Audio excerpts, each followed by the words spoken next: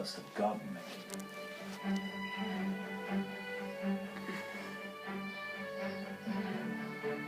This is Villa Adriana, which was built almost 2,000 years ago by the Western world's most powerful man, the Emperor Hadrian.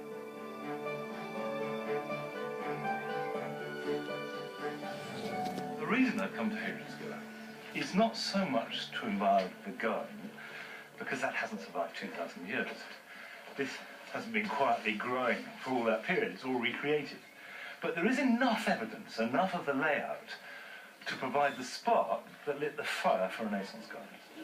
And although you can go to a Renaissance garden, you can enjoy it, you don't need to know everything about it, it's just lovely. If you want to know the story and to understand it, you have to pick up the threads starting here in Hadrian's Villa.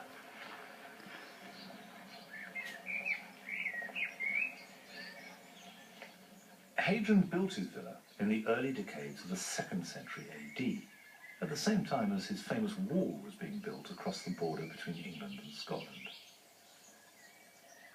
This was the emperor's palace, his court, and the military headquarters for Rome's vast empire. Hadrian travelled more widely than any other emperor, and his gardens were directly inspired by ancient Greek and Egyptian architecture and mythology. For hundreds and hundreds of years, the ruins just lay there, they were ignored, and people didn't pay them any mind. And it wasn't until the beginning of the Renaissance that people began reading the literature and looking at the ruins, putting two and two together, and realizing there was something special here. And gradually, the columns and the statues and the water features began to be potential that they could use in their own gardens and their own houses. And if you think about it, we still take it for granted that there are columns and statues and temples in grand gardens. But none of that existed before the Renaissance rediscovered the classical world.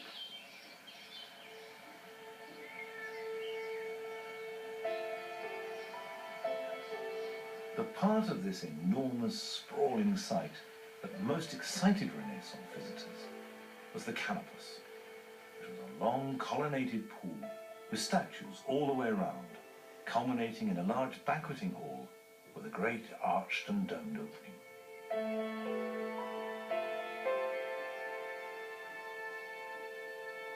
I've arranged to meet Marina de Franceschini here, an archaeologist who's been studying the villa for the last 20 years, to find out just why the Canopus was so important for Renaissance artists and architects. I feel like dwarf because if I think that here all the greatest architects of all times have come, Palladio, Pilo Rigorio, Leonardo, Michelangelo, Raphael, and everybody else, so but everybody was coming here to take inspiration, and also because they were looking for measurements. They were looking for the magic formula that would give them the perfect proportion of buildings. And also they were trying to understand the secret of building a place like this that is still standing after so many centuries, 1,000 years of neglect.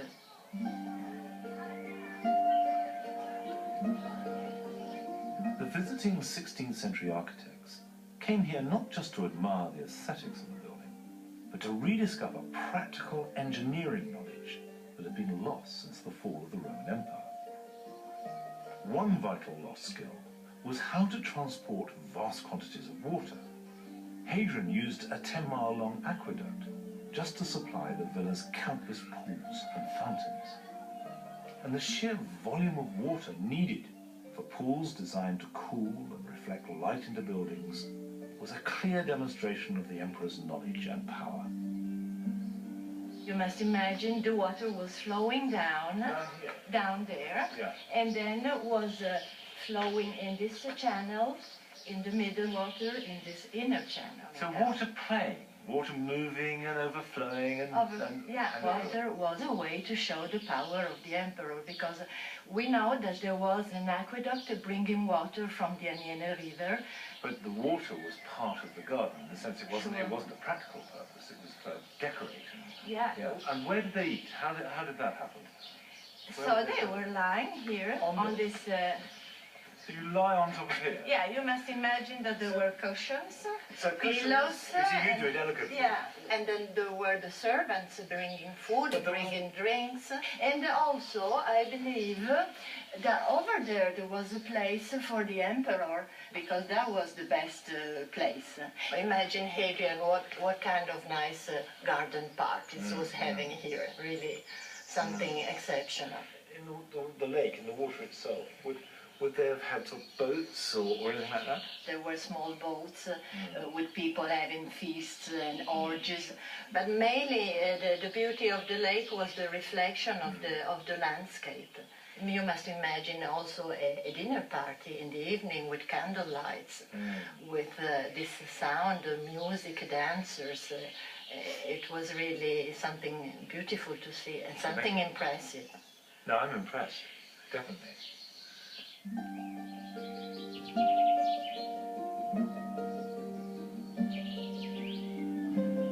Now, round the back of these seating areas is a doorway, and the public aren't allowed in here, but they let me in because it leads to the emperor's private quarters, and presumably there are guards in here.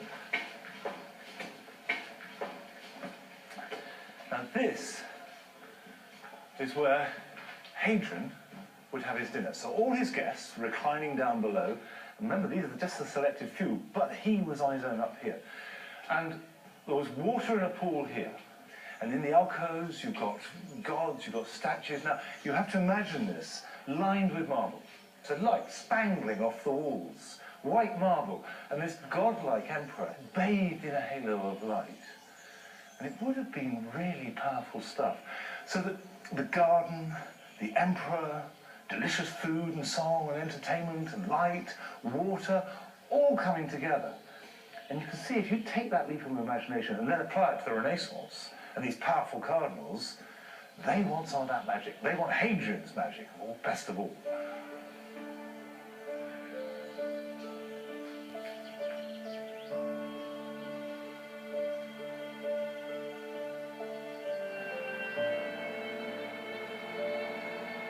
"1,400 years later, one man set out to recapture the emperor's magic with his garden, or even to outreach it. The setting for this is just a mile up the hill from Hadrian's Villa, in the small town of Tivoli.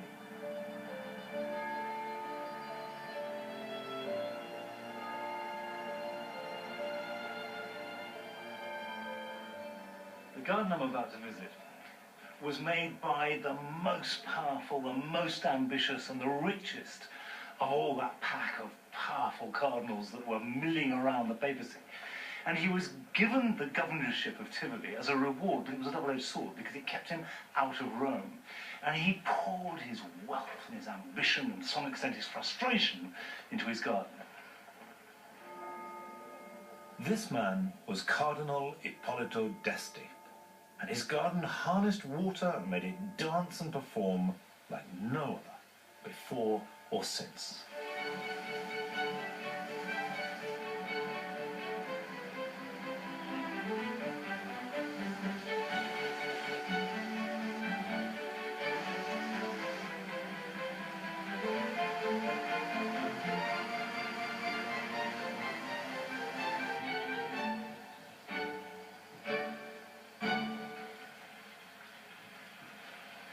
I've been to Villa d'Este a few times before. You come in here from the top, but actually originally it was designed to arrive at the bottom of the garden.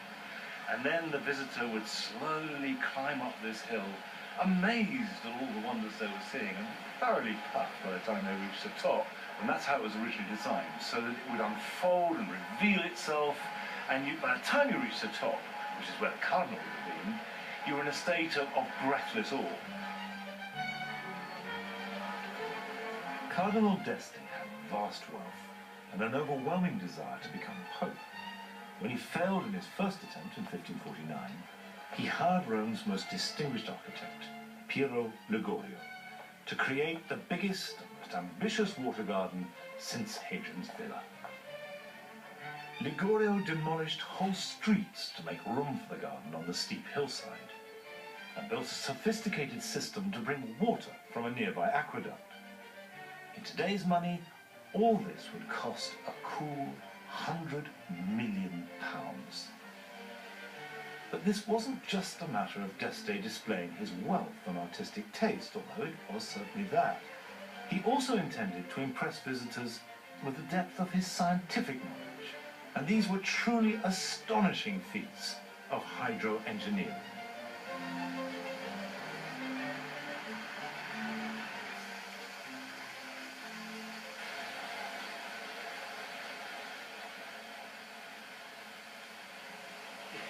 The scale of the water is just ridiculous, really. Miles over the top. But what D'Este did was rechannel the water supply in town. It took a third of the town's water supply to make his garden. So having done that, then he was determined to do something big with it. So you have this enormous hydro-technical display. And it still remains the most impressive I've ever seen. And it all comes from one source, and there's no pumps at all. The whole thing is powered by pressure. So they knew what they were up to.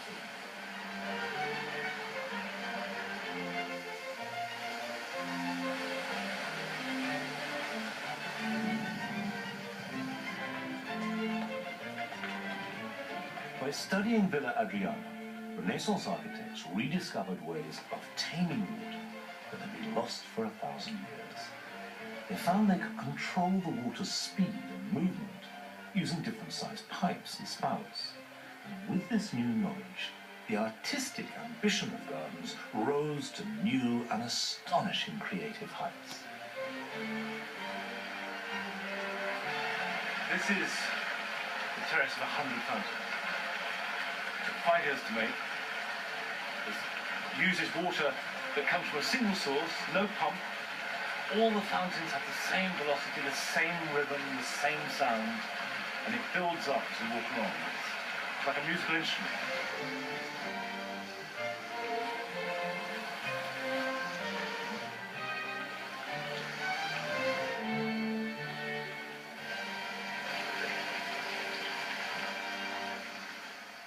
Now, poor old Cardinal D'Este, he hardly saw this. It took 5 years at the end of his life, and then was completed.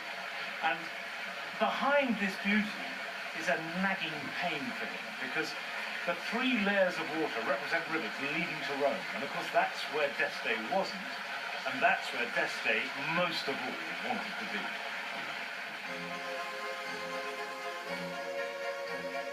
In the 2 decades it took to construct his garden, Cardinal D'Este made 5 failed bids for the papal throne.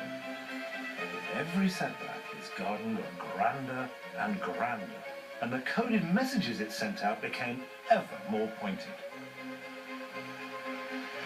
The waters of the 100 fountains flow down here to a piece of the garden called the Rometta. And the story behind it is that the Pope forbade Cardinal D'Este to build a palace in Rome because he knew that he would challenge his power. So D'Este petulantly said, okay, I can't have my palace in Rome, I'll have Rome in my palace.